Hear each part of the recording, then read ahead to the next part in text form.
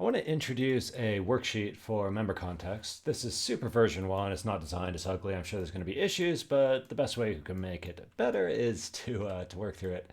So you probably remember this diagram from the original OOC video, where there's the member journey toward a goal, there's top of funnel marketing, there's activities within the community that become a flywheel, and there's problem points along the journey that you can anchor on and help people out with, either within the OOC or as complementary products. So I dug into that. This is a hot mess, I know, but there's a cleaner version over here. Um, I dug into that more, and I think it makes a lot of sense as a unified way to think about the member context and member journey. So some of the system design and the space design sits externally to this, but I think this is a really good starting point. So I did a worked example over here that I'll talk through. I think it's a starting point for figuring out the member context. And the idea is you've got a member who's coming from someplace, where they are when they begin, where they are when they finish, the beliefs of the group, the kind of unique beliefs, picking a fight. This is where you disagree with conventional wisdom, what makes, us as a group. Um, then you've got kind of along the way, you've got exciting milestones, and you've also got like problematic moments or traps where people can get off track.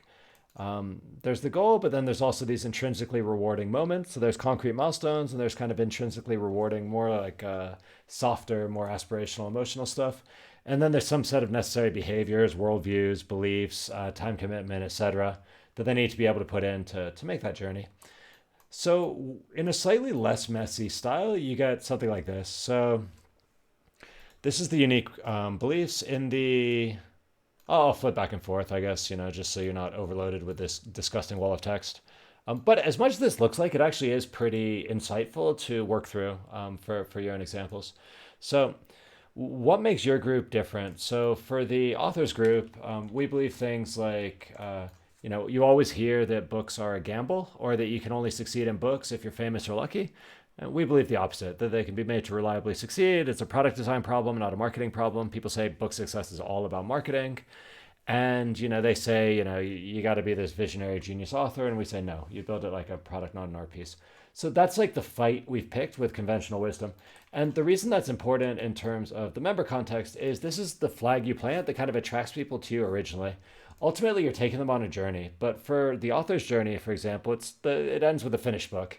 So it's not just about where you're getting them to, but it's the way in which you get them there. So that's kind of the unique beliefs. This is part of your marketing message. It's part of your community values, and um, it's going to attract the right type of people. You want to be sharp here. You don't want to be like, we believe in being kind, because like no one's going to believe in being evil, right? So anyway, who the member is when they start and who it's not for. To me, those go together.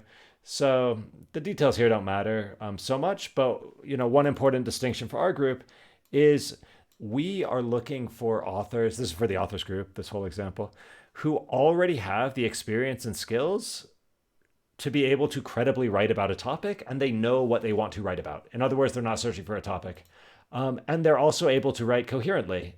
We're not trying to help them with like word crafting. So this is helping, that's who it's for. It's also about who it's not for. But like, we're not trying to convince traditional publishing to change their process. We're not trying to help people churn out books as quickly or as easily as possible.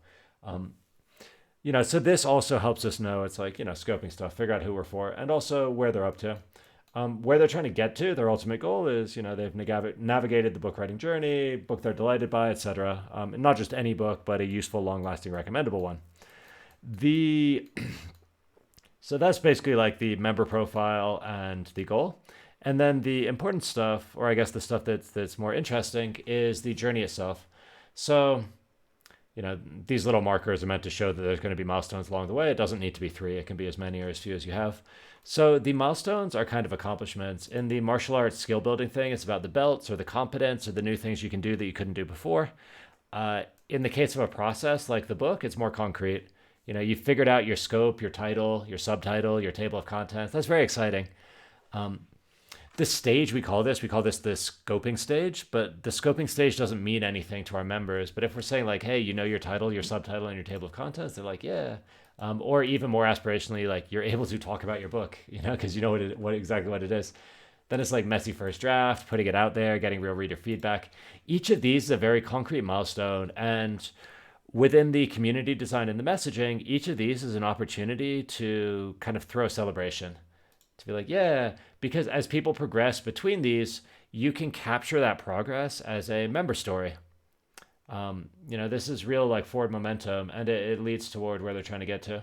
But then there's also these softer moments. So, for example, seeing the word count increase, even if it's from 1,000 words to 2,000 words, if you've been sitting at 0 words for a long time, that's really exciting. One that we've seen from members, some of this will be discovered as you go. You're not necessarily going to know all of it in advance, but it's a really powerful moment for our authors when they show up and they put in the time and they do their writing, even when they don't feel like it. They're really, really proud of themselves, and it helps them feel like a real writer. So down here. And all these things, you don't have to do stuff with them, but when you get them down, you realize that, well, one, you can celebrate these things. You're like, oh, this is actually a really powerful moment, and I saw a member do it. Let me amplify that moment, both to demonstrate that value for the rest of the community and to make that person feel great. And then something that is, you can also kind of build in activities around these moments. So sharing a cover design is not necessarily a high risk moment, and there's nothing unique about it in terms of our process, right? It's an image. You can share an image. But it's the culminate. It's such a moment for an author that it's this really emotionally powerful moment. So actually, if we can do things like help people put together a mock-up and get them to show that off in the community, or even help them see it for themselves, we're sort of enabling this really powerful moment. So, people like that.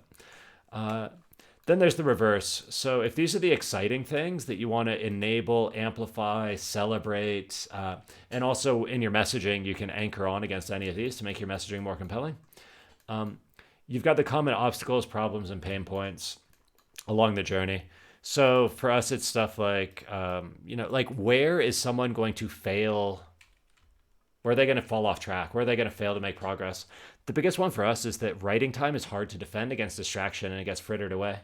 And this is kind of nice to know, right? Because you might say, oh, remember to defend your writing time. But where it gets more powerful is when you're able to design heartbeats and actions and behaviors and rituals and everything that actually help avoid this issue. So for us, we have these writing accountability groups where it's live time and it gets booked recurring into people's calendars if they want it to. And so suddenly they don't have to decide for themselves that it's writing time, because they're not going to get interrupted by their coworkers or their spouse because they're like, oh, sorry, I'm on a meeting. I'm on a call. It's a live call. It's in the calendar. Suddenly it's more protected. So by setting up those live events as a heartbeat, we actually really help people mitigate this risk. Others, there's lots of scary moments.